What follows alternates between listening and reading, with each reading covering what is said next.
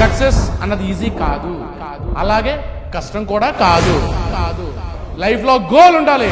ఆలోచించాల్సిన ఒక్క విషయమే, మన గోల్ ఏంటి? ఈ నేడు సమాజంలో ఉన్న యువతకి మన సరైన గైడెన్స్ ఇస్తున్నాం లేదా, విజన్ చూపిస్తున్నాం లేదా అని చెప్పి ప్రతి ఒక్కరు మనం ఆలోచించుకోవాలి. జీవితంలో సమస్యలు అన్నది రాకంట ఉండవు. జీవితం అంటేనే సమస్య లేని జీవితం ఎవరికీ ఉంటుందా? ఉండదు. అలా అనుకుంటే నేను ఒక బాలుడు గురించి చెప్తాను. 1966 సంవత్సరంలో ఆ బాలుడు న్యూయార్క్ సిటీలో జన్మించాడు. ఆ యొక్క తల్లిదండ్రులు ఎవరైతే ఉన్నారో ఎప్పుడు గొడవలాడుతూ ఉండేవారు. తండ్రి పర్యవేక్షణ లేని బాలుడి కింద బాలుడు తయారయ్యాడు. అమ్మగారిని బాలుడిని వదిలేసి తండ్రి వెళ్ళిపోయారు.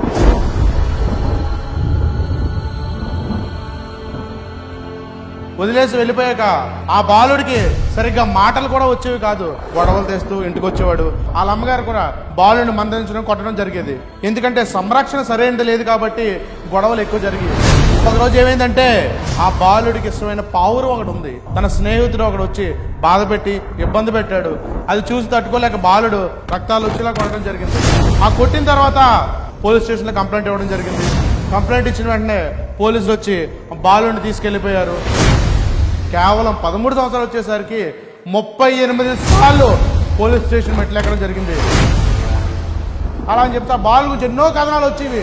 అది తెలుసుకొని ఆ ఊర్లో ఒకరోజు ఒక వ్యక్తి వచ్చాడు. ఆ వ్యక్తికి ఎవరంటే తన ఒక బాక్సింగ్ కోచ్ ఆ బాలుడి దగ్గరికి వెళ్ళి ఆ బాలుడి యొక్క విషయాలన్నీ తెలుసుకుంటూ ఈ పరిస్థితి రావడానికి కారణం ఏంటి, తనలో ఏదైతే కసి ఉందో, తనది ఏదైతే బాడీ ఉందో, బాడీ స్ట్రక్చర్ ఉందో, తను ఎలా అయినా సరే బాక్సింగ్ ఉపయోగపడతాడు, తన శరీరాకృతి ఏదైతే ఉందో బాక్సింగ్ ఉపయోగపడుతుందని చెప్పేసి ఆ బాక్సింగ్ కోచ్ అనుకోవడం జరిగింది. అలా అనుకున్న తర్వాత కేవలం 13 సంవత్సరాలకి జూనియర్ ఒలింపిక్స్ పంపించాడు. జూనియర్ ఒలింపిక్స్ పంపిస్తే కేవలం 8 సెకండ్లలో తన పంచ్ పవర్తో ప్రత్యర్థుల్ని మట్టి కనిపించేవాడు. దేనికని సరే 30 సెకండ్ల మించి తన ముందు ఎవరు నిలబడలేకపోయేవారు. అలాంటి బాలుడు రాను 18 సంవత్సరాలకి వరల్డ్ ఛాంపియన్షిప్కి ఆ దేశం తరఫున ఆడడం జరిగింది. వరల్డ్ ఛాంపియన్షిప్ గోల్డ్ మెడల్ సాధించడం జరిగింది. ఎందుకే ఆ బాలుడు ఎవరో తెలుసా? మనందరికీ తెలిసిన వ్యక్తే, తనే మైక్ టైసన్. ఈ పేరు వినవాడు ఎవరు ఉన్నారా? ఎవ్వరు ఉండరు. చాలా టోర్నీస్ గెలుస్తున్నాడు, మిలియన్స్ సంపాదిస్తున్నాడు. కొన్ని రోజులకి పెళ్లి చేసుకున్నాడు. ఆ తర్వాత ఆ వివాహ బంధంలో ఏమైందంటే తన భార్య ఈ యొక్క తెచ్చి డబ్బులకి ఇంపార్టెన్స్ ఇచ్చింది తప్ప మైక్ టైసన్కి ఇంపార్టెన్స్ ఇవ్వలేదు. భార్యతో డిస్టర్బెన్సెస్ క్రియేట్ అయింది. కొన్ని రోజుల తర్వాత విడిపోవడం జరిగింది. తన ప్రత్యర్థులు ఎవరైతే ఉన్నారో లేనిపోని అబండాలతో ఓ రేప్ కేసు దాని మీద పెట్టి జైలుకి పంపించడం జరిగింది. జైలుకి వెళ్ళిన తర్వాత అనుకున్నాడు, పేరు ప్రతిష్టలు సంపాదించాను, డబ్బు సంపాదించాను, పేదరికం నుంచి వచ్చినవాడు నేను. కానీ ఏంటి నాకు ఈ పరిస్థితి? ఎందుకు ఇలా జరిగింది నా పరిస్థితి? ఏమైంది? అసలు మన జీవితం ఏంటి? జీవిత మర్మం ఏంటి? జీవిత సత్యం ఏంటి అని తెలుసుకోవాలనుకున్నాడు మైక్ టైసన్. అలాగా జీవిత సత్యం గురించి తెలుసుకున్నప్పుడు తను ఒకటే అనుకున్నాడు, ఆధ్యాత్మికంలోకి వెళ్ళాలి, ఆధ్యాత్మికంలో నిజమైన దేవుడిని కొలవాలి.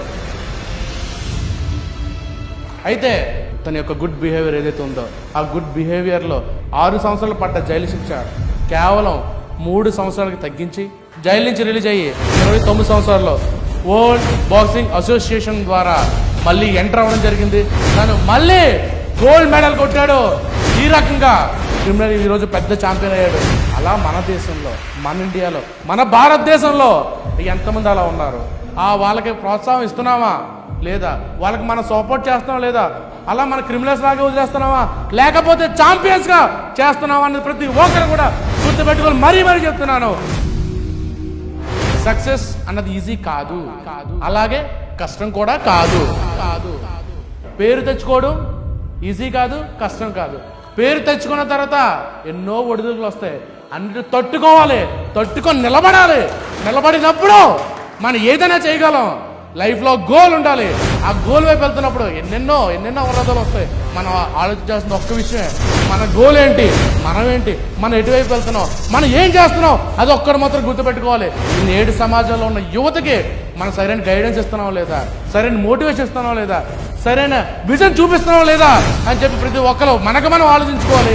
మన తగ్గట్టు మనం హెల్ప్ చేయాలని చెప్పి నేను మరీ కోరుకున్నాను. జై హింద్.